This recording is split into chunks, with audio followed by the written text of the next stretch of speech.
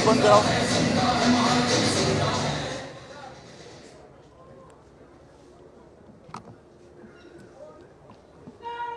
बस बस बस,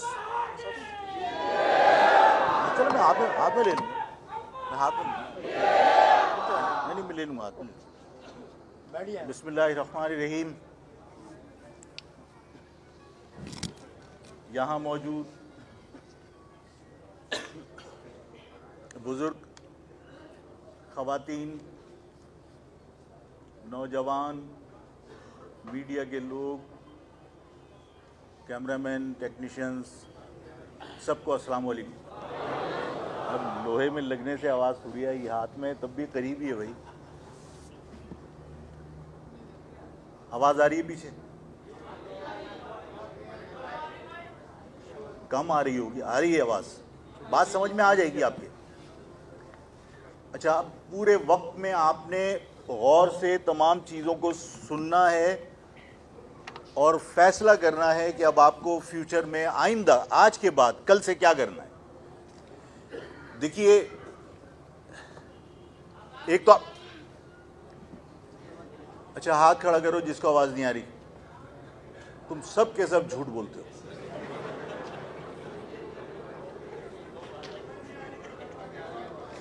अरे भाई, तुम अगर आवाज़ नहीं आ रही, मैंने पूछा तुम हाथ खड़े करो जिसको आवाज़ नहीं आ रही, और तुमने हाथ खड़े कर दिए। जो पीछे, अच्छा चलो ठीक है, अब आएगी आवाज़, मैं ज़ोर से बोल लूँगा। देखो, तमाम के तमाम लोग इस जिम्मेदारी को महसूस कीजिए कि रोज़ रोज़ इस किस्म की नशिस्तें नहीं होंगी, और अगर आज यहाँ पर आप लोग जमा हैं तो आपकी जिम्मेदारी है कि पूरी बात को गौर से सुनकर कोशिश कीजिए कि सीना बसीना लोगों तक पहुंचाइए। आज आफाक अहमद इस बैंक्वेट के अंदर, पहले तो मैं इस जो बैंक्वेट का मालिक है, जो भी यहाँ के मैनेजर हैं, उन सब का मैं बहुत बहुत शुक्रगुजार हूँ कि उन्होंने इन हालात में कि हमें तो कहीं पर भी बात करने के लिए, प्रोग्राम करने की इजाज़त ही नहीं है, और ऐसे इलाके में जहाँ जिनकी फरमाइश पर हमें पाबंदियाँ लग रही हैं, तो उन्होंने यहाँ पर ये हमें सहूलत फराम की। उन सब का मैनेजर का और मालिक का मैं बहुत तहे दिल से शुक्रगुजार हूँ। वो चाहते तो किसी भी बहाने से मना कर सकते थे, वो ज़ाहिर हम क्या करते, लेकिन मैं उनका एहसान नहीं भूलूँगा। मैं आज यहाँ पर इस बैंक्वेट में छोटी सी गैदरिंग से बात करने के लिए क्यों आया? इसलिए कि जो हालात हैं, मैं चाहता हूं कि मैं अपनी कौम तक, अपनी आवाम तक उन हालात से आगाही पहुंचाऊं। मैं चाहता हूं कि मैं अपना मौक़िफ़, मेरी पार्टी का मौक़िफ़ मेरी कौम के लोगों तक पहुंचे। जो कुछ हो रहा है मेरी निगाह में मेरी कौम के लिए वो बेहतर नहीं है। मैं चाहता था कि मैं अपनी कौम को हालात से आगाह करूं। आपको शायद इल्म है कि 18वीं तरमीम को ये कह कर के 18वीं तरमीम की वजह से सिंध के शहरी इलाकों की जो लोकल गवर्नमेंट्स हैं उन्हें फ़ंड नहीं मिल रहे, उन्हें इख्तियारात नीचे मुंतकिल नहीं हुए, और ज़रूरी है पूरे पाकिस्तान में कि लोकल गवर्नमेंट के जो इख्तियारात हैं उनको हासिल करने के लिए 18वीं तरमीम को छेड़ा जाए। मैंने इस मामले में भी आपसे बात करनी थी। मुझे इस बात का भी एहसास है कि इस शहर में, सिंध के शहरी इलाकों में, सिर्फ इस शहर में नहीं, सिंध के शहरी इलाकों में महाजिर अवाम के साथ होने वाली ज़्यादतियों पर खामोशी इख्तियार करके, किसी की ख्वाहिश पर, किसी की ईमा पर जो कुछ होने जा रहा है, जो कुछ करने जा रहे हैं, वो इस कौम के मफाद में नहीं है। मैं चाहता था कि अपनी आवाम से बात करूं میں نے جہانگیر روڈ پر جلسے کا انعقاد کرنا چاہا. میں نے باقاعدہ جس طرح ایک مہذب قوم یا جس طرح ایک قانون پسند لوگ ایک رویہ اختیار کرتے ہیں, میں نے بھی ایک اپلیکیشن ڈپٹی کمشنر کو دی مہاجر قومی موومنٹ کی طرف سے کہ بھئی ہم جہانگیر روڈ کے اوپر ایک جلسہ کرنا چاہتے ہیں اور اس کی ہمیں باقاعدہ فارمل پرمیشن دی جائے تاکہ عین وقت پہ کوئی پرابلم کوئی آ کے کریٹ نہ کرے. 15 دن پہلے اپلیکیشن دی, سب زبانی اس بات کا یقین دلاتے رہے کہ آپ جلسے کی تیاری کیجئے, کوئی مسئلہ نہیں ہے. جہانگیر روڈ پہ جلسے کی تقریباً تمام تیاری مکمل ہو گئی. رات کو جلسے کے اسٹیج اور جلسے کے اہتمام کے لیے کرسیاں وغیرہ ٹرکوں میں آنا شروع ہو گئیں.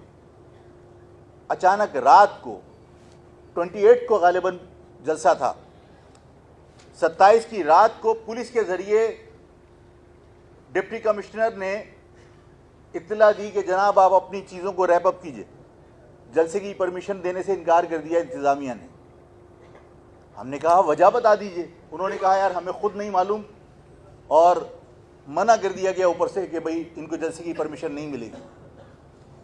ہم نے کہا کہ اگر یہ جگہ تنگ ہے اور ان کے یہ خدشات ہیں کہ اس جگہ تنگ ہونے کی وجہ سے اگر لوگ زیادہ ہوئے تو مینیج نہیں کر پائیں گے, ہم نے کہا ٹھیک ہے آپ جمشید روڈ کی ہمیں پرمیشن دے دیجیے. ہم نے دوسری اپلیکیشن موو کر دی. جمشید روڈ کے اوپر بھی پرمیشن 10 دن کے بعد منع کر دی گئی. ہم نے کہا کہ اگر آپ کو کوئی پریشانی ہے تو ہم نشتر پارک میں جلسہ کر لیتے ہیں. ہم نے نشتر پارک کے لیے اپلیکیشن دی اور وہاں پر ہمیں بتایا گیا کہ جناب وہاں پرمیشن آپ کو نہیں مل سکتی, اس لیے کہ شبر زیدی صاحب نے 10 دن کے لیے مذہبی تقریبات کے لیے نشتر پارک کو ہم سے مانگا ہے. ہم نے کہا ٹھیک ہے, ہمیں 11ویں دن کے بعد کسی بھی دن آپ پرمیشن دے دیجیے. ہم نے پھر ایک اپلیکیشن موو کی رائٹنگ کے اندر, ایسا نہیں کہ زبانی بات ہو رہی ہے, پھر پرمیشن نہیں دی. پھر اس کے بعد ہم نے کہا کہ اچھا اگر آپ نشتر پارک میں پرمیشن نہیں دے سکتے ہمیں شاہراہ قائدین کے اوپر پرمیشن دے دیجیے. آپ کو شاہراہ قائدین پر پرمیشن دینے سے بھی انکار کر دیا. جب ہم نے دوبارہ اپلیکیشن دی کہ بھائی اگر ڈیٹ کا مسئلہ ہے, کوئی تاریخوں میں تصادم ہو رہا ہے تو آپ ہمیں دوسری تاریخوں میں دے دیجیے. پھر ہم نے 2 اپلیکیشن ایک ساتھ موو کی, ایک 10 تاریخ کے لیے 10 دسمبر کے لیے, وکیل صاحب 10 دسمبر اور 17 دسمبر. 10 دسمبر ابھی پرسوں گزر گئی, جو نشتر پارک کی پرمیشن تھی نہیں دی. ڈسٹرکٹ مینجمنٹ کے ایک بہت بڑے افسر نے یہ کہا کہ میرا نام مت لیجیے گا. انہوں نے کہا پہلے بھی جہانگیر روڈ کے اوپر جب پرمیشن کے لیے آپ نے اپلائی کیا تھا تو ہمارے ہاں سے کوئی اعتراض نہیں تھا, بلکہ ہمارے ہاں تو باقاعدہ اسائنمنٹ لگے ہوئے تھے ایس ایس پیز کے, ڈی ایس پی کے, کہ وہاں آفاق احمد آئیں گے تو وہاں سیکیورٹی ارینجمنٹ کرنا. اس کا مقصد ہے پرمیشن کے لیے کوئی منع نہیں تھا. ہمیں بتایا گیا کہ پرمیشن کے لیے کہیں اور سے منع کیا گیا.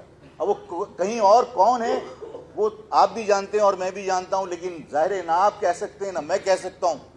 ہم سب ڈرتے.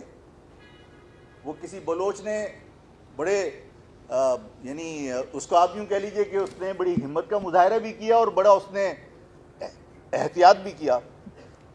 اس نے کہا میں خدا سے اتنا نہیں ڈرتا جتنا یہاں کی قوتوں سے ڈرتا ہوں, اس لیے کہ خدا غفور الرحیم ہے, یہ غفور الرحیم نہیں ہے. تو سب ڈرتے, منع کر دیا. سوال یہ پیدا ہوتا ہے, یہ بات آپ کو اور مجھے سب کو سمجھ میں آتی ہے کہ میں کون سی ایسی بات کر رہا تھا کہ جو غیر قانونی تھی. میں یہی تو بات کرنا چاہتا تھا کہ تم سندھیوں سے جو لڑنے کے لیے جا رہے ہو مت جانا. میں یہی بات تو کرنا چاہتا تھا کہ اس 18ویں ترمیم کے اوپر تمہیں یہ سمجھایا جا رہا ہے کہ 18ویں ترمیم میں تمہارے حقوق تمہیں نہیں مل سکتے. 18ویں ترمیم کے خلاف آپ 26ویں ترمیم اس مہاجر عوام کو استعمال کر کے آپ لانا چاہتے ہیں جو سندھیوں سے تصادم کا باعث بنے گی. اور ہمیں یہ سمجھایا گیا سندھیوں نے آپ کے حقوق غصب کر لیے. ہمیں یہ بتایا جاتا ہے یا ہمارے لوگوں کو, یہ بیوقوفوں کو بتایا گیا کہ 18ویں ترمیم کی وجہ سے تمہیں پیسے نہیں ملتے. میں نے کہا کہ لوگوں سے یہ سوال کیجئے, لوگوں سے پوچھئے کہ 18ویں ترمیم تو ابھی آئی ہے, 76 سال سے پاکستان میں وفاق کے ذریعے آپ کو پیسے ملتے تھے کیا اس شہر پر پیسے لگے تھے؟ ضیاء الحق کے دور میں یہ لوکل گورنمنٹ انٹروڈیوس کروائی گئی تھی جس میں غالباً یہ کیا اس کو نام دیا گیا تھا لوکل گورنمنٹ کو, اس میں کیا ضیاء الحق نے آپ کو ڈائریکٹ پیسے دیے تھے, پروونشل گورنمنٹ کے تھرو ملتے تھے. اور بات یہ ہے کہ مجھ سے یہ کہا جائے کہ سندھ تمہارے ساتھ زیادتی کر رہا ہے, میں نے کہا بالکل کر رہا ہے, بہت زیادتی کرتا ہے. ملازمتوں کے اندر ہمیں محروم رکھا گیا سندھ کی ملازمتوں سے, بالکل زیادتی کرتا ہے سندھ, کہ ہمیں تعلیمی اداروں سے بے دخل کر دیا کوٹا سسٹم کے ذریعے. ہمیں معلوم ہے کہ اس شہر کے اندر جو صنعتیں ہیں, اس شہر سے جو ٹیکس وصول ہوتا ہے وہ ٹیکس ہمارے شہروں پر نہیں لگتا. لیکن سوال یہ پیدا ہوتا ہے کیا یہ کرپٹ گورنمنٹ کیا لاڑکانوں کو ڈیولپ کر کے کوئی انہوں نے معجزہ کر کے دکھا دیا؟ پورا سندھ تباہ ہے, اس سندھ گورنمنٹ کے کرپشن کی وجہ سے پورا سندھ تباہ ہے. لیکن بات یہ ہے کہ اگر سندھ ظالم ہے, سندھ نے مہاجر عوام کے ساتھ زیادتی کی ہے, سندھ کے لوگوں نے یا سندھ کی گورنمنٹ نے, پیپلز پارٹی نے اگر مہاجروں کو ملازمتوں سے محروم رکھا ہے, تعلیمی اداروں میں ہمارے داخلے پر پابندی لگا دی, تو بات یہ ہے کہ وفاق کو جب اس بات کا احساس ہے کہ مہاجر عوام کے ساتھ زیادتی ہو رہی ہے, جب وفاق کو اس بات کا احساس ہے کہ مہاجر عوام کو نوکریوں سے محروم رکھا جا رہا ہے,